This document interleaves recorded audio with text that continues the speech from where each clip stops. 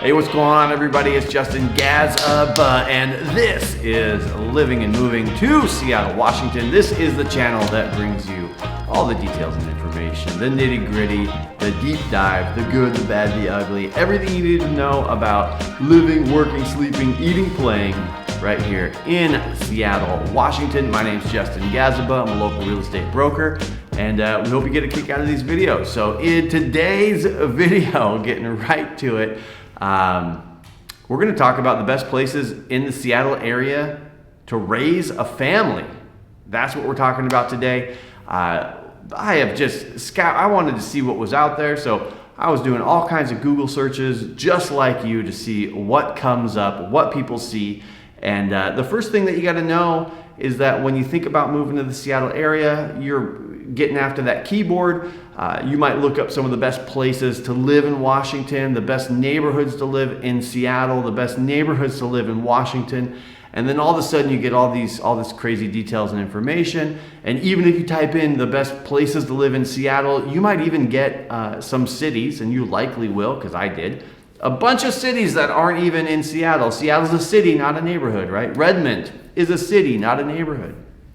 Always comes up, right? Every time you type in the best, Redmond's like at the top of the list, right? So a great suburb, great area, not Seattle, but close enough, right? So it's that thing. The other thing that I always got to break down with folks, seems like it happens all the time, is Seattle's kind of like two different states put together with the Cascade Mountains in the middle, with the rainy, wet side being the Seattle side, the west side, and that's where it's beautiful and green, and the Emerald City, the Evergreen State makes sense, for that side. And then on the east side, it's primarily desert, right? So it's a different climate, more seasons. They actually get snow over there, where we get a few days on the west side.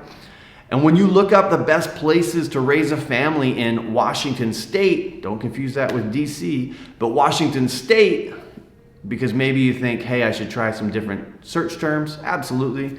Get after it, see what you see. But you're definitely going to see places like the Tri-Cities, which is east of the mountains, not really in Seattle. Surely would not commute.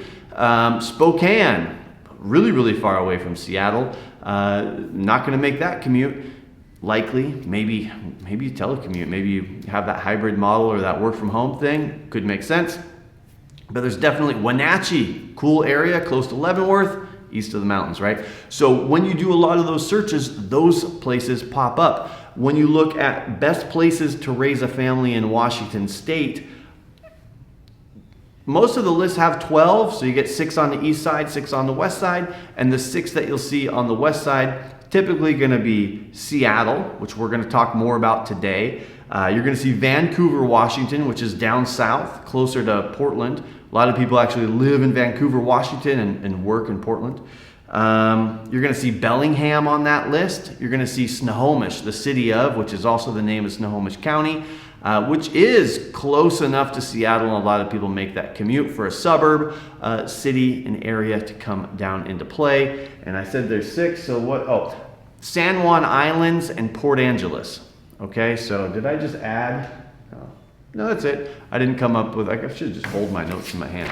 I didn't just add Bellingham out of nowhere. That comes up on the list. So when you think of best places in Washington to live, right, we really want to nail it down for you and talk about Seattle, but those cities come up, like I said, real estate in my other videos, or a real estate broker here in Seattle, we can help you make that move. We want to, reach out to us, let us know what you're doing so we can help you find a home and neighborhood that fits your lifestyle.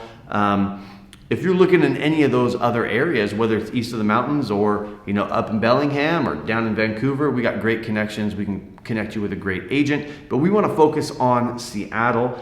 And even when you type in, hey, we're going to look at best neighborhoods to raise a family in Seattle, here's the thing.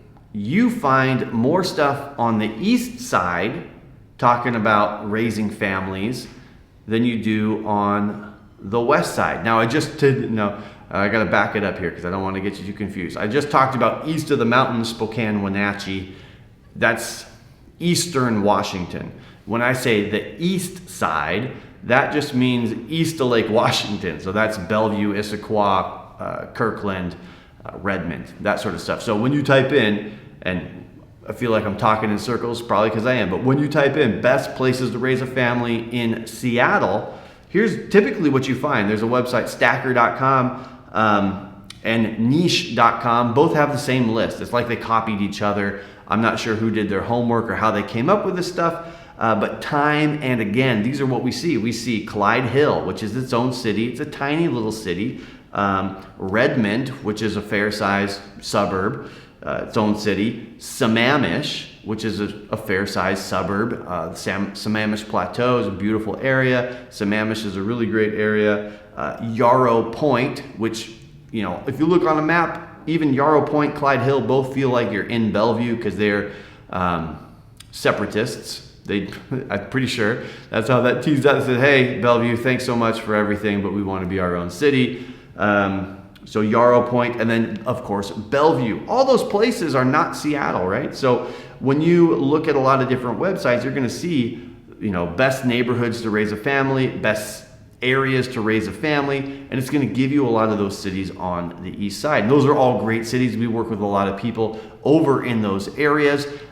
So obviously, if you're thinking about those areas, you know, we want to get you more details and information about that, but we want to focus on Seattle. And here's what I've found. It's really, really hard to pin down the best areas and best neighborhoods in Seattle when a lot of that is determined by schools.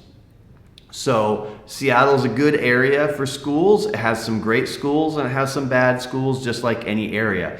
The thing about the east side is most of those schools over there are highly rated, sought after, and desirable schools. So a lot of that just becomes a balance of, if you're a family, chances are you're thinking about where my kid's going to go to school, what's that going to look like, and then you're going to balance that with how much does it cost to live in those areas and what type of lifestyle do we want to live, or what kind of lifestyle do we want to lead, right? So those are always the balances. So I'm just going to give you kind of what we see, what's out there insofar as Seattle proper, the city of Seattle. So obviously, no single neighborhood is going to be the perfect fit for every person, right? If you want something more urban, like with a city feel versus something more suburban, more town-like, it's just going to, depending on your lifestyle, what kind of activities you get into, every neighborhood in Seattle is just a little bit quirkier, a little bit different, and so that can be a driving force as well. So let's talk about the best neighborhoods just here in Seattle for families. And I just searched everywhere I could. I have, you know, my own opinion on some of these neighborhoods, but I found a list from Pods, the company, the moving company, that had a pretty interesting list. So I want to hit their list, and then I'm going to give you some of my feedback there. So they've got Greenwood on the list. I like Greenwood a lot. It's a little less dense. It's more cottage homes, more bungalows, Tudors, 1940s era homes, and then it has that Miracle Mile corridor that we've done a short video Greenwood tour. So it has that kind of downtown center with all the shops and restaurants on Greenwood Avenue. So Greenwood really does kind of appeal to that, you know, single family home aspect of, you know, having that lifestyle where you're not in condos or townhouses. It has a lot more single family homes, which can lend itself to be something that families find desirable. Queen Anne, beautiful neighborhood. We're talking about Upper Queen Anne proper, which is going to have a lot of single family detached homes. A lot of those homes are going to be built in the 10s, 20s, and 30s, Victorian style houses. Some Craftsman and Tudor style homes, and even four square homes, which were kind of the original Seattle box home, big boxy house. Very, very cool. A lot of people just call all of those Craftsman because they have the detail, but there are some differences between the two. And then Lower Queen Anne is going to give you more townhouses and more condos in that area. And there are still a significant amount of single family homes there, but it does become a little bit more urban as you work your way south down the hill towards the core of Seattle. So there's great sidewalks, great parks, easy to walk, that kind of area. Even Greenwood, great parks, decent walking. Now most of Greenwood doesn't have sidewalks. So that's something to know. Everything north of 85th, north of Ballard, there doesn't really have sidewalks. Now there are a few, but once you get into the side streets, they're few and far between, right? So on the list is Ballard. Talk a lot about Ballard. Ballard is one of those neighborhoods that in the late 90s, Seattle decided should become more dense. There should be more people there because it does have great access to downtown. It has great access to I-5, even east of Ballard over in Wallingford, which is also on the list here because it has 99 to take you north and south, and then it also has I-5 to take you north and south. As for Ballard, you've got 15th that'll take you down into Elliott, into downtown, or you've got 99 that you can jump on. So really good access there. Laurelhurst for families. Laurelhurst is a beautiful neighborhood. Again, it's one of the older neighborhoods in Seattle. A lot of 1930s Tudor homes there. A lot of big family estate style homes. Bigger lots. It's very suburban. It's one of the older suburb neighborhoods of Seattle, and it's truly a beautiful neighborhood. It's close to the U District that has a lot of great shopping and access to different restaurants and that sort of thing. It's not too far north that you can't get into bars and restaurants at Capitol Hill. It is a little bit off the beaten path. Like Ballard is far west in Seattle, Laurelhurst is kind of far east, northeast in Seattle, so it does take a little bit to get down to the corridor. West Seattle is another one of those great neighborhoods for families. West Seattle, it's so funny that when you think about families, what are you doing with your family? Are you going to parks? Are you, sidewalks important to you? That's that thing about Greenwood, north of 85th. Sidewalks get difficult. But West Seattle, great access to the water, great parks, sidewalks, very, very easy to get around. West Seattle is often kind of thought of as the Gold Coast of Seattle. It does also, similar to Magnolia, it does kind of feel like its own island because it is detached. There's only a few ways to get from West Seattle into Seattle. The West Seattle Bridge, always in the news. I guess they're going to have it repaired here shortly, which will open that back up, but it has been closed for the last little while. Wallingford is another great Seattle neighborhood that I alluded to earlier. Lots of great parks, good access to the water. It's just north of Fremont. Fremont has Gasworks Park.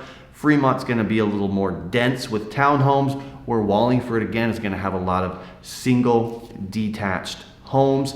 And when we think about, a lot of times, what are you looking for, insofar as what families are looking for, it depends on the age of your kids, it depends on what school they're going to go to, and then it also depends on your lifestyle overall, right? Is it important to you to be able to have good access to water, good access to parks, streets with sidewalks? These neighborhoods, Wallingford definitely has all of those things, and it has older craftsman homes built in the 20s and 30s, and it is one of the more established neighborhoods in Seattle. It's north of the Cut. You've got 99 that you can zip down into downtown on, and you've also got I-5 there. There's a neighborhood called Meridian that's just below Green Lake. That would be the northern edge of Wallingford. So a really great neighborhood in that regard, with all the parks and sidewalks and that sort of thing. Makes it really convenient and really easy. Again, those single family detached homes in all of these areas, except for maybe Lower Queen Anne, a lot of that, so long as you're in an older home, that has parking, it's going to be really easy and convenient to have your car to tote around those kids for maybe after school sports or doing whatever you're doing. The only Lower Queen Anne, technically uptown, it might be a little tighter for parking and for cars. So it just depends on what your lifestyle looks like. And so when I think about families in Seattle, I really start to think about not only those neighborhoods and not only that lifestyle, but you've got to kind of think about, what do the schools look like, right? Where am I going to go to school where I can get a good elementary school and a good high school? The private schools in the area are top notch, but I just want to talk about just quickly about public schools.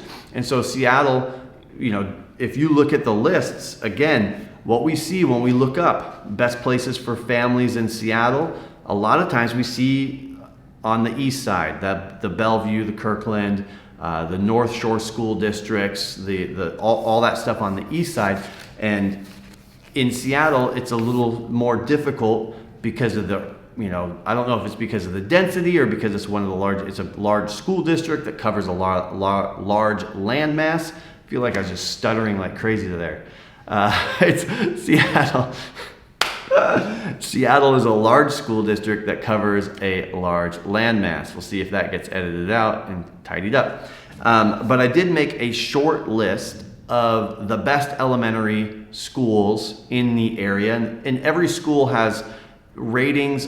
If you look at great schools, a lot of that is influenced in the same way that Yelp influences how well a restaurant does. A lot of things on great schools allow parents and people in the area to leave comments, ratings, and reviews, and it impacts them. This first list that I've got here is from usnews.com, and I want to share some of these schools with you just so that you can have an idea of what the rating is, and then what the student to teacher ratio is. So I'm just going to go over the first five, which is the first one is Adams Elementary School with a 16-to-1. So 16 kids for every teacher.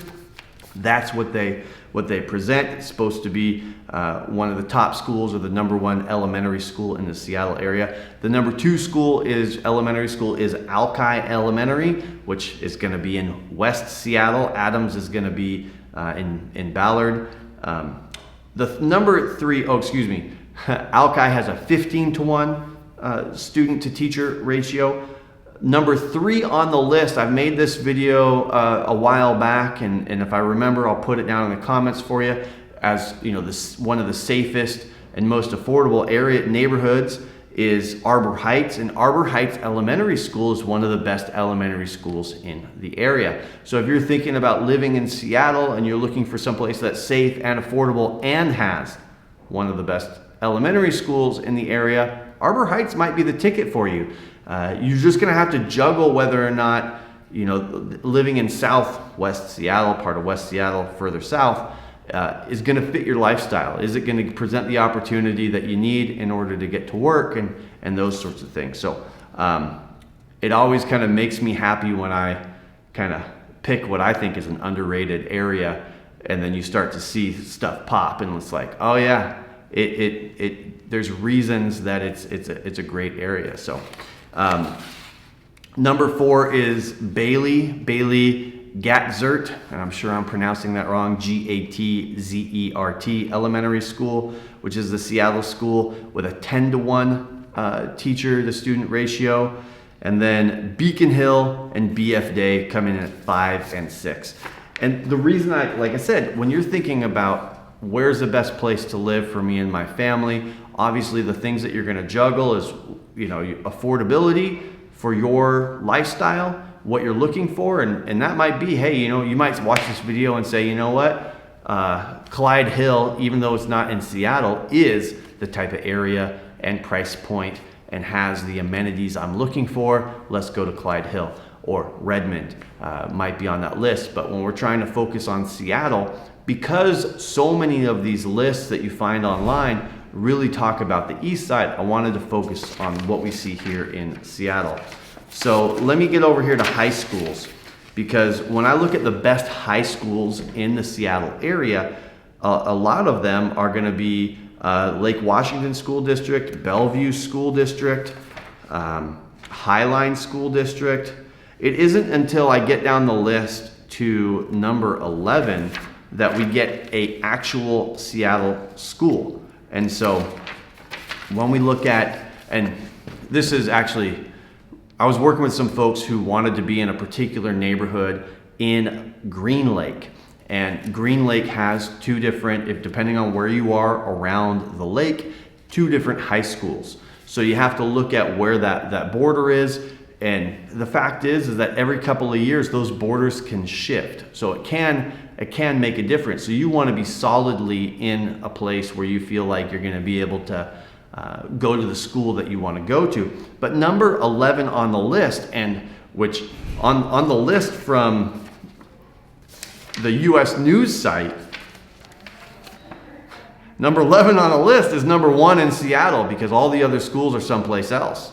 So is Roosevelt High School, right? So they wanted to be sure that they were going to be in Roosevelt High School, and they're planning very far ahead for that. But one of the reasons, should they have kids, they want to be sure that they have Roosevelt High School as a school they go to, but also because, look, real estate isn't just about sticks and bricks. It's not just about, quartz countertops and nice cabinets. It really is about the neighborhood, the school district, where you're at, and making that decision, because those things, when things level out and slow down, now we haven't seen a slow market in a long time, but they really do start to matter, and you start to see differences in values and differences, in how appreciation performs by neighborhood, and a lot of that is impacted by school districts. So even when we work with folks who aren't having kids, who don't want to have kids, we still think about and talk about, like, hey, is school district important to you? What's your goal? How are you setting out? Are you going to buy a new house every 3 years and keep them as rentals? Is this your trophy house, or is this a stepping stone home where you're going to get into this home, you're going to earn equity, and then 3, 5, 7 years, you're going to take that equity and move into your, upsize into something bigger? Like, what's the game plan? Now, granted, we're not holding anybody's foot to the fire. Plans change all the time, and you have, your prerogative to change those plans. But if you don't have a plan, it's hard to know which direction you're going. And then if you do have a plan, you can always change it, right? So that brings us right to the number 2 high school in Seattle, which is the number 14 school on the list. So that's just wild to me, right? So that's how it teases out for the best schools. Number 2 on the list, or number 14 overall, I guess, is Ballard High School. And I've worked with a lot of folks who love Ballard High School. They want to be in Ballard. They actually buy property and rent it out, but stay with their apartment in Ballard so their kid can go to Ballard. Like, I've had that happen. So it's one of the great schools in the area. A lot of people come to that area for that school. And so something to think about. Again, we're just talking about where is the best places in Seattle to raise a family. And we know that a lot of that leans into what schools you're going to go to. So I just did elementary schools and the high schools for you.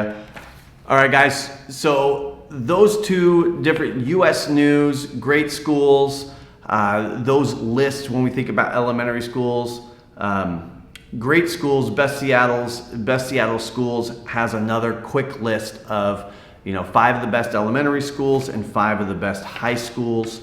And so I just want to hit on some themes, right? Greenwood Elementary School makes the list on this as a 10 out of 10. Lawton Elementary School hits the list as a 9 out of 10. Wedgwood Elementary School hits the list as a 9 out of 10.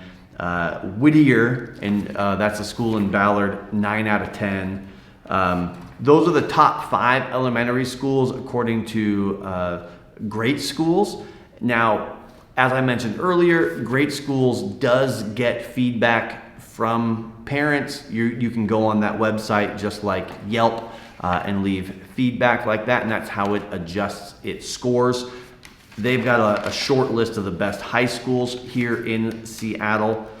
And Roosevelt, right? Roosevelt, just talked about it. Ingram High School, Cleveland High School, and Franklin High School. So again, there's another one, Cascadia Elementary. So again, when you're looking up the best places to live, it is a balance. There is not one answer. You've got to know that these lists that come out are people's opinions, right? You're gonna have opinions. It's kind of like just shopping on Amazon. There's a lot of opinions. Or going to the grocery store. There's a lot of different places to choose. Cough medicine, like which one is the one that is the best? There's a lot of choices, right? But you can infer a few things, like from the list. You're looking at West Seattle. Arbor Heights is probably going to be a great neighborhood. It keeps coming up on the list. Ballard keeps coming up on the list, right? With the elementary schools that hit, Whittier Elementary, Adams Elementary, and Ballard High. You're gonna see neighborhoods like Ravenna and Laurelhurst and schools in that area on the lists for Seattle. Lawton Elementary School, I'm pretty sure that one's out in Magnolia. Magnolia is one of those great areas in Seattle. So as you go through and trying to figure out which is the best areas to raise a family, we predominantly see a lot of the same neighborhoods. We see Ravenna, we see West Seattle, we see Magnolia, we see Laurelhurst. These things predominantly come up time and time again. So I just wanted to put this video together for you to give you some stuff to think about. I don't know if I helped you get any more clarity, but I just noticed that every time I look at lists or every time somebody calls, it seems like everybody is talking about the East Side schools and not over here in Seattle proper. And I just wanted to put a video together that kind of outlined how we maybe we should make a Venn diagram, right, of different schools and the high schools and what neighborhoods those are in. But you're looking for those intersections if you're thinking about moving to Seattle and raising a family and finding that balance between what can my kids do, nights and weekends. Is there good access to water and parks? Are there sidewalks? Are the streets safe? Are we close to bars, restaurants, and breweries? Because that's our lifestyle. And then, what are these schools rated that we can get into via price point so that we know our kids will have a great education. So hopefully that gave you something to think about, offered a little help and insight. If you want to dig in more, we're always here for you. We got your back when moving to the area. Would love to chat with you more about a little bit about what you're looking for in the area and your lifestyle. If you don't reach out, we can't help you. And we'll look forward to seeing you in the next video. All right, talk to you.